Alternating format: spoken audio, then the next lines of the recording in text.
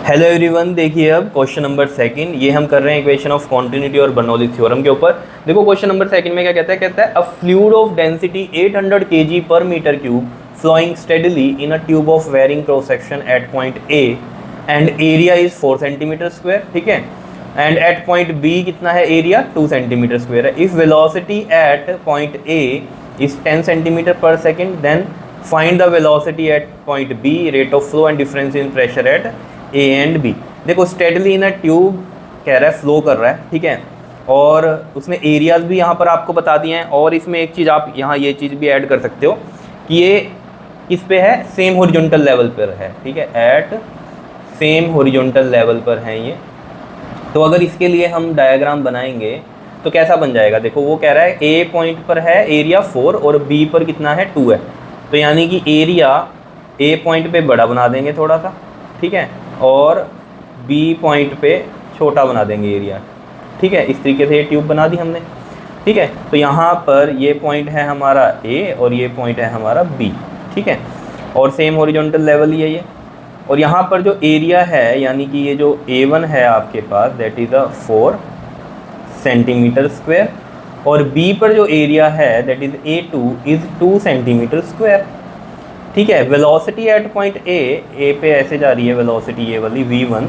तो V1 कितनी है हमारे पास, 10 सेंटीमीटर पर सेकेंड है। और find velocity at point B यानी कि V2 हमें निकालनी है पॉइंट बी पर। रेट ऑफ फ्लो आपको पता है क्या होता है, ये मैं भी बताऊंगा आपको। और difference in pressure at A and B यानी कि अगर यहाँ प्रेशर आपका P1 है और यहाँ पर प्रेशर कितना है P2 है, तो P1 माइनस P2 आपको यहाँ पर बताना है, ठीक है। तो देखो जरा सिंपल ही है क्वेश्चन, तो अगर आपको डायग्राम समझ में आ गया। देखो वेलोसिटी के लिए मैंने आपको बता दिया था यूजिंग इक्वेशन ऑफ कॉन्टिन्यूटी, ठीक है। तो वो क्या होती है हमारे पास, बताओ। A1 V1 is equal to में A2 V2, equation of continuity से करेंगे इसको। A1 is 4। अब देखो ये सेंटीमीटर स्क्वायर है और यहाँ पर क्या है, ये सेंटीमीटर है, ठीक है। तो इनको चेंज करने की ज़रूरत नहीं है। ये चेंज कब करने पड़ते हैं हमें, अगर एरिया होता मीटर स्क्वायर में, ठीक है, और वेलोसिटी होती सेंटीमीटर में, तो इसको भी मेरे को मीटर पर सेकंड में करना पड़ता है पेन को, ठीक है। वो कैसे करते हैं, हम डिवाइड कर देते हैं 100 से, तो मीटर पर सेकंड में बन जाती। क्लियर है इतनी बात, ठीक है। तो यहाँ पर हमें कुछ भी चेंज करने की ज़रूरत नहीं है, बिकॉज ये भी सेंटीमीटर में है, ये भी सेंटीमीटर में, ठीक है। तो हम अभी देखना वो चीज़ कैसे की आपकी ख़त्म हो जाती है। यहाँ पर देखो ये 4 सेंटीमीटर स्क्वायर हो गया, ठीक है। और V1 कितना है हमारे पास, 10 सेंटीमीटर पर सेकेंड, इसलिए लिख रहा हूँ यूनिट ताकि आपको ये रहे कि हाँ सही कह रहे हैं सर। A2 कितना है, देखो 2 सेंटीमीटर स्क्वायर है, और V2 हमें निकालना है। देखो ज़रा यहाँ पर ये V2 ऐसे ही रहने दो, और वैसे ही लिखने की ज़रूरत नहीं, सिर्फ आपको समझाने के लिए बता रहा हूँ कि यूनिट में लिख रहा हूँ यहाँ पर। 4 सेंटीमीटर स्क्वायर इंटू में 10 सेंटीमीटर पर सेकेंड अपॉन में 2 सेंटीमीटर स्क्वायर। देखो सेंटीमीटर स्क्वायर से सेंटीमीटर स्क्वायर, 2 2 ज़ा 4 और 2 10 ज़ा कितना हो गया हमारे पास 20 सेंटीमीटर ही आएगा। अब ये सेंटीमीटर पर सेकेंड के आगे V2 यानी कि एट पॉइंट बी, ठीक है। और वैसे भी आपको पता ही होना चाहिए था, एरिया यहाँ कम है एज़ कम्पेयर टू दिस, तो यहाँ वेलोसिटी बढ़ी जाएगी, ये हमें पता ही है, ठीक है ना। A is inversely proportional to क्या होती है हमारे पास, वेलोसिटी होती है। तो ये चीज़ समझ में आ गई आपके, ठीक है। अब बात करते हैं हम सेकंड की, rate of flow. Rate of flow आपको बताया था मैंने इक्वेशन ऑफ कॉन्टिन्यूटी में। रेट ऑफ फ्लो क्या होता है, ये जो A1 V1 is equal to A2 V2 है, इसको मैं क्या लिख सकता हूँ, AV इज इक्वल टू मैं कॉन्स्टेंट लिख सकता हूँ, क्योंकि इसका मतलब यही होता है ना, ये A1 V1 और यहाँ A2 V2 ये सब बराबर है। तो यानी कि AV की वैल्यू हर पॉइंट पे क्या है, यहाँ पर बराबर ही आएगी, ठीक है। तो AV इज इक्वल टू में कॉन्स्टेंट था हमारे पास, ये चीज़ समझ में आई। और यही क्या है हमारा रेट ऑफ फ्लो होता है। रेट ऑफ फ्लो क्या होता है, volume per unit time is rate of flow. मैंने आपको ये करके भी दिखाया था कि वॉल्यूम क्या होता है, वैसे आपके पास एरिया इंटू में लेंथ, ठीक है ना। एक पर्टिकुलर लेंथ में ये जा रहा है अगर, ठीक है, यहाँ तक मान लो इतने, यहाँ तक कवर किया इसने, इतनी लेंथ कवर की, और यहाँ से फ्लूइड ने इतनी लेंथ कवर की, तो A इंटू एल, समझ रहे हो इतनी बात। A इंटू में एल इज वॉल्यूम, ये पता है हमें। अब यहाँ पर यूनिट टाइम है या पर सेकंड है, तो पर यूनिट टाइम में यहाँ T लगेगा, और यहाँ भी T लग गया। तो L/T is what, distance upon में टाइम इज़ वट, वेलोसिटी। तो AV नहीं आ गया ये रेट ऑफ फ्लो, इसको हम Q से लिख देते हैं, याद रखना रेट ऑफ फ्लो को हम Q से लिख देते हैं। तो सिंपल सी कहानी ये है कि Q क्या है हमारा, AV। अब यहाँ कहोगे आप, यहाँ तो A1 V1 है, यहाँ A2 V2 है, AV क्या रखेंगे। अब देखो चाहे आप A1 V1 कर लो, या चाहे आप A2 V2 कर लो, आंसर आपका सेम आने वाला है। देखो मैं जैसे A1 V1 से करके देखता हूँ। देखो ये A1 कितना है हमारा 4 है और V1 कितना है 10 है, तो कितना आ गया ये हमारे पास, कितनी वैल्यू आ जाएगी इसकी, देखो यहाँ से 4 इंटू में 10 दैट इज़ 40, ठीक है। और इसका जो यूनिट होता है वो क्या होता है, देखो वॉल्यूम क्या होता है मीटर क्यूब और टाइम का होता है सेकंड, तो रेट ऑफ फ्लो का क्या हो गया मीटर क्यूब पर सेकंड। नहीं तो यहाँ से भी देख सकते हो A का मीटर स्क्वायर और इसका मीटर पर सेकंड, तो मीटर क्यूब पर सेकंड बन जाएगा। इस तरीके से भी कर सकते हो, ठीक है। अब इसमें थोड़ी सी यहाँ गड़बड़ क्या हो गई, ये आया है हमारा किसमें सेंटीमीटर क्यूब में पर सेकंड में, क्योंकि ये सेंटीमीटर में था और ये भी सेंटीमीटर में ही था, ठीक है। तो इसको मैं चेंज कर सकता हूँ, अगर मुझे ये मीटर क्यूब पर सेकंड में बनाना है तो देखो वो किस तरीके से करेंगे, क्योंकि वो जो रेट ऑफ फ्लो है ना वो मीटर क्यूब पर सेकंड में ही निकालना आप, ठीक है। तो यहाँ पर देखो जरा, एरिया है हमारे पास 4 सेंटीमीटर स्क्वायर, तो 4 सेंटीमीटर स्क्वायर को मुझे मीटर स्क्वायर बनाना है, तो एक बार 100 से किया तो एक बार मीटर बना, 2 बार 100 से करेंगे डिवाइड तो मीटर स्क्वायर में कन्वर्ट हो जाएगा, ठीक है। इनटू में वेलोसिटी कितनी थी हमारे पास, ये 10 मीटर पर सेकंड ना, तो 10 सेंटीमीटर पर सेकंड थी, ठीक है। तो 10/100 कर दूंगा तो ये किस में आ जाएगी हमारी मीटर पर सेकंड में आ जाएगी, ठीक है। और ये किस में आ गया हमारा मीटर स्क्वायर में आ गया, समझ रहे हो बात को।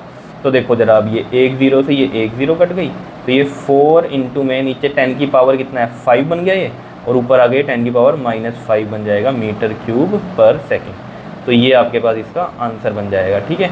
तो ये ऑप्शंस में जो होगा ना आपके पास आंसर में, तो वो यहाँ मीटर क्यूब पर सेकंड है, तो मैंने यहाँ पे इसलिए मीटर क्यूब पर सेकंड में इसे निकाल दिया, ठीक है।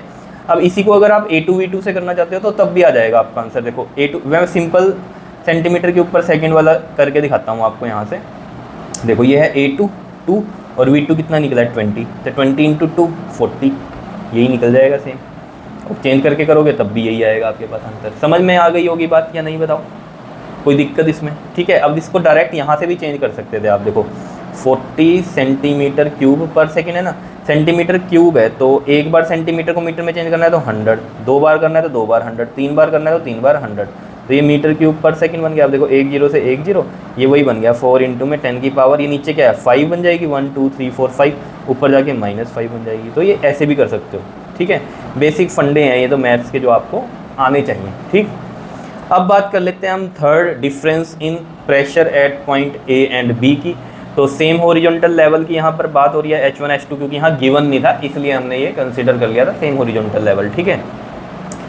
तो यहाँ पर हमें पता है सेम हॉरिजॉन्टल लेवल पर जो हमारी इक्वेशन होती है बर्नौलीज थ्योरम की वो लगने वाली है। तो वो क्या है P1 + 1/2 row V1 square equal to में P2 प्लस में 1/2 रो V2 स्क्वायर। समझ में आ गई बात। अगर यहाँ हाइट्स भी होती तो हमारे पास जो फॉर्मूला बनता वो कौन सा बनता, इस यहाँ पर रो V1 स्क्वायर प्लस में क्या आ जाता हमारे पास, बताओ रो G H1 और यहाँ पर प्लस में रो G H2।